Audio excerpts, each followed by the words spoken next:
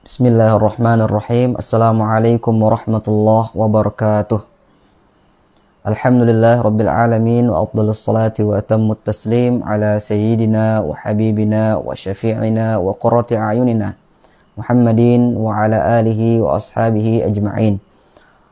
Allahumma la ilma lana illa ma 'allamtana wa zidna ilma innaka antal alimul hakim. Rabbi syrah li sadri wa yassir li amri wahlul 'uqdatam min lisani yafqahu qawli, amma ba'du.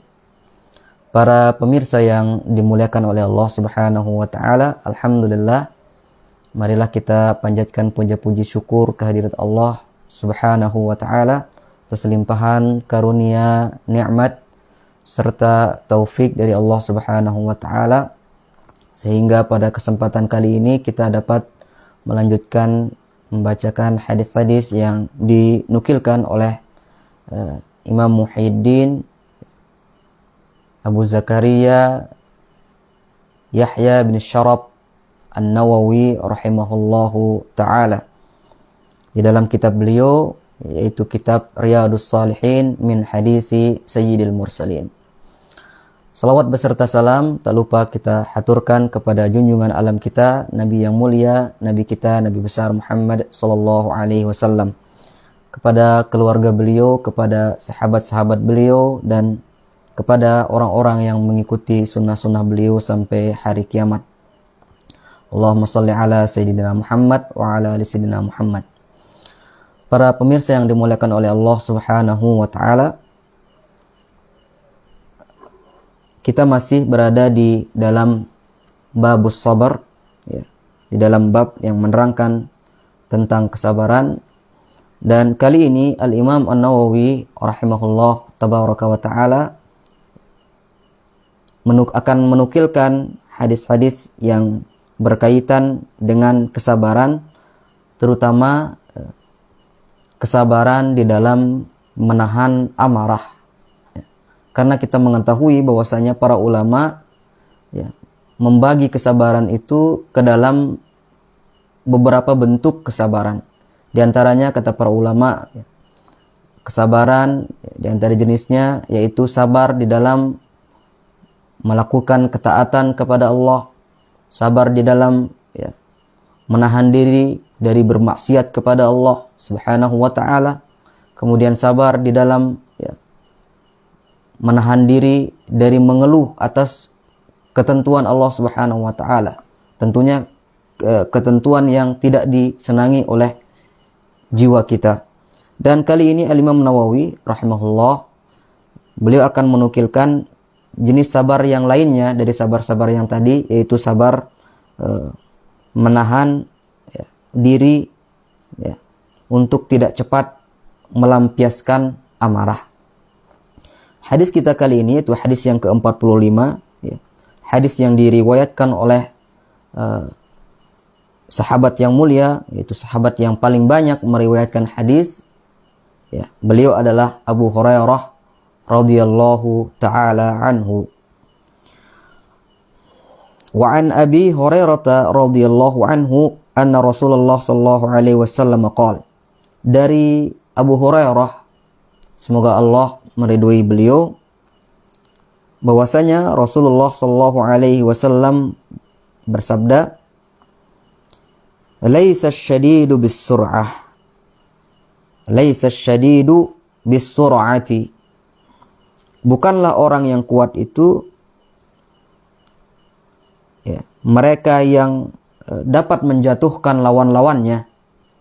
Ya, bukanlah orang yang kuat, ya, dia kuat secara fisik, ya, sehingga dia tidak terkalahkan tatkala dia bergulat atau bertanding. Innamas syadidul ladzi yamliku nafsahu 'indal ghadab. Sungguhnya orang yang kuat itu, ya, hanyalah mereka, ya, orang-orang yang dapat memiliki dirinya atau dapat mengendalikan dirinya, ya, 'indal ghadab, ketika dia marah. Muttafaqun alaih. Hadis ini diriwayatkan oleh Imam Bukhari dan Imam Muslim. Kata Al-Imam An-Nawawi rahimahullah, was-sur'atu bi dhammis shad, ya. Kata-kata sur'ah, kata sur'ah itu yaitu dengan mendhammahkan shad, su, ya. Wa fathir ra, dengan memfathahkan ra, sura, ya. Was-sur'atu. Wa asluhu 'indal arabi may yasra'un nasa katsiran.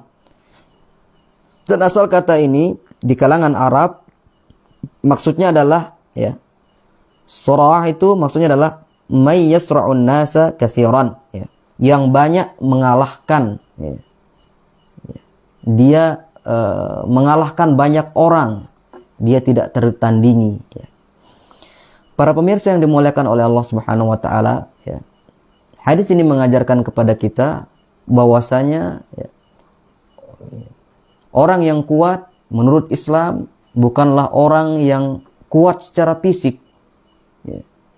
Kuat secara fisik dalam artian, ya, tatkala dia bertanding dia tidak terkalahkan karena dia kuat secara fisik.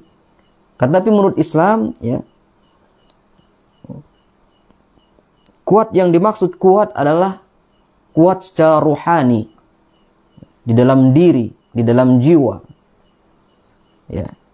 Orang yang kuat menurut Islam adalah orang yang dapat mengendalikan dirinya tatkala dia marah. Itulah orang yang kuat menurut Islam, menurut agama Islam. Apa yang bisa kita ambil faedah dari hadis yang singkat ini? Dan ini adalah di antara hadis min jawami'il kalim, ya. Jawami'il kalim, hadis yang singkat akan tapi memiliki makna yang sangat banyak, yang sangat luas. Di dalam Nuzhatul Muttaqin disebutkan di antara faedahnya, yaitu yang pertama, taghyirul islami limafhumil quwwati al-jahili ila ma'na khuluqi, ya, wajtima'i, ya, nabilan. Dari hadis ini kita dapat mengetahui bahwasanya Islam mengubah persepsi, ya, yang dimaksud dengan kuat, ya, kuat jahili, ya. Kuat jahili, ya, memaksudkan kekuatan itu hanya sebatas kuat secara fisik, ya. Setelah datang Islam, ya, persepsi itu diubah oleh Islam, bahwasanya yang dimaksud dengan kuat di sini, ya, orang yang kuat itu adalah orang yang dapat mengendalikan dirinya, ya. Tidak dia lampiaskan cepat amarahnya ketika dia marah. Kemudian di antara faedah, mujahadatun nafsi wa imtilaku zimamiha ashaddu min mujahadatil adu. Ya. Mujahadatun nafs, ya, berjuang untuk, ya, mengalahkan hawa nafsu, ya. Berjuang untuk mengalahkan hawa nafsu dan senantiasa mengendalikan amarah atau hawa nafsu, ya. Itu lebih hebat, lebih berat daripada, ya, berjuang mengalahkan musuh-musuh, ya. Berjuang mengalahkan hawa nafsu, ya, mengendalikan amarah, itu lebih hebat, lebih susah daripada mengalahkan musuh. Kenapa?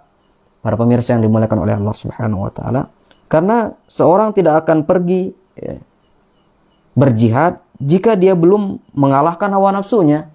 Karena berjihad itu adalah perkara yang berat, ya. Harus mengorbankan fisik, ya, lelah, ya, mengorbankan harta, ya. Dan orang tidak akan pergi berjihad karena saking beratnya itu, kecuali setelah dia mengalahkan hawa nafsu yang ada di dalamnya, di dalam dirinya, ya. Oleh sebab itu, mengalahkan hawa nafsu dan mengalahkan hawa nafsu itu lebih berat daripada mengalahkan musuh-musuh, ya. Apa kata Allah Subhanahu wa taala dalam Al-Qur'an? Walladzina jahadu fina, walladzina jahadu fina. Sesungguhnya orang-orang yang berjuang, ya, di jalan kami. Berjuang apa maksudnya di sini? Itu dia berjuang mengalahkan hawa nafsunya. lanahdiyannahum subulana, ya. Orang-orang yang berjuang, ya, di jalan kami, ya, mengalahkan hawa nafsunya, ya. Senantiasa dia berbuat taat, dia berjuang untuk senantiasa istiqomah, ya. Lanahdiyannahum subulana, niscaya kami akan tunjukkan dia jalan-jalan kami. Kemudian di antara faedah yang bisa kita ambil dari hadis yang mulia ini, yaitu al-ibti'adu 'anil ghadab. Hendaknya seorang menjauhkan diri dari sifat al-ghadab. Al-ghadab ini maksudnya cepat marah, cepat melampiaskan amarah.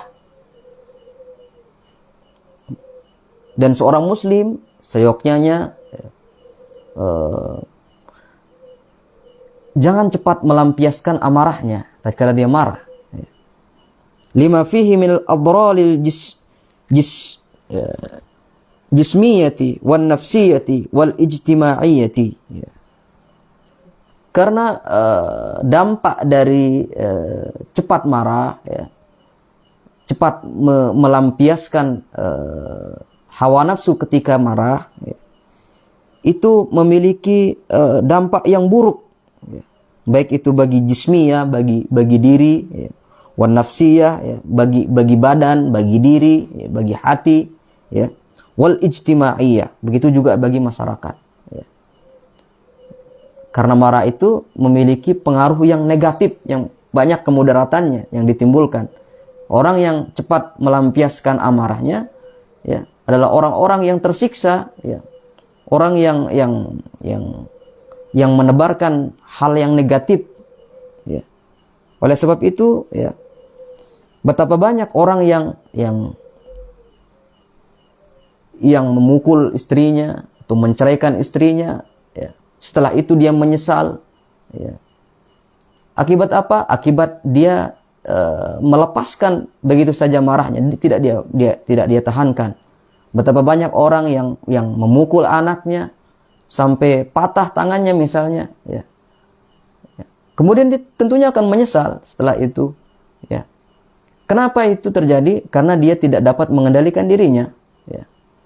Oleh sebab itu berkata Amirul Mukminin Ali bin Abi Thalib radhiyallahu anhu, beliau mengatakan, iyyaka wal ghadab fa inna awwalahu junun wa akhirahu nadamun.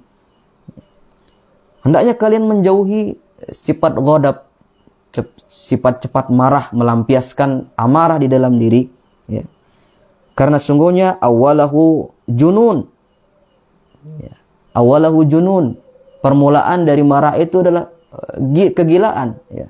Orang yang cepat melampiaskan amarahnya itu seperti orang yang gila, yang tidak mengetahui, tidak sadar akan dirinya, ya. Wa akhirahu nadamun. Akan tapi ujung-ujungnya, ya, setelah dia lampiaskan amarahnya, dia akan menyesal, ya. Oleh sebab itu, seorang muslim seyogyanya untuk menghindarkan diri dari cepat melampiaskan amarahnya ini. Dan kata para ulama, al-ghadabu, ya, kata para ulama ini, setelah saya merenungkan, ya, hadis Nabi SAW yang menunjukkan tentang akibat-akibat buruk dari marah itu, saya merenungkan. Kemudian saya menemukan katanya, fa'idal ghadabu yajma'u syarra kullah. Ya. Saya menemukan ternyata, ya, al-ghadab, cepat melampiaskan amarah, itu mengumpulkan keburukan seluruhnya. Mengumpulkan keburukan seluruhnya. Oleh sebab itu, ya, seyogyanya bagi seorang muslim, ya, dia pandai dalam mengendalikan emosinya, lebih-lebih tatkala dia memang mampu untuk melampiaskan emosinya itu, ya. Contohnya ketika dia diejek misalnya, ya, oleh orang yang lebih lemah dari dirinya, ya, akan terlihat di situ hadis ini, realisasi dari hadis ini, ya. Jika dia adalah orang yang kuat, maka tentu dia akan mengendalikan dirinya, ya. Atau istrinya berbuat kesalahan, atau anaknya berbuat kesalahan, ya, akan terlihat di sini kekuatan dia yang sesungguhnya. Apakah dia akan melampiaskan amarahnya ketika dia melihat istrinya berbuat kesalahan atau anaknya berbuat kesalahan, atau dia menahan dirinya, untuk tidak cepat melampiaskan amarahnya tersebut. Semoga Allah Subhanahu wa taala memberikan kita kekuatan ya untuk kita senantiasa ya dapat mengendalikan amarah kita ya, tidak cepat kita lampiaskan, dan semuanya itu adalah kita akan lakukan berkat taufik dari Allah Subhanahu wa taala. Semoga juga kita dapat mengamalkan hadis-hadis yang telah kita bacakan sebagai nasihat dari baginda Nabi sallallahu alaihi wa ala alihi wasallam. Semoga apa yang kita dengarkan pada kesempatan kali ini bermanfaat. Subhanakallahumma bihamdika asyhadu an la ilaha illa anta astaghfiruka wa atubu ilaik. Wabillahi taufik wal hidayah. Wassalamualaikum warahmatullahi wabarakatuh.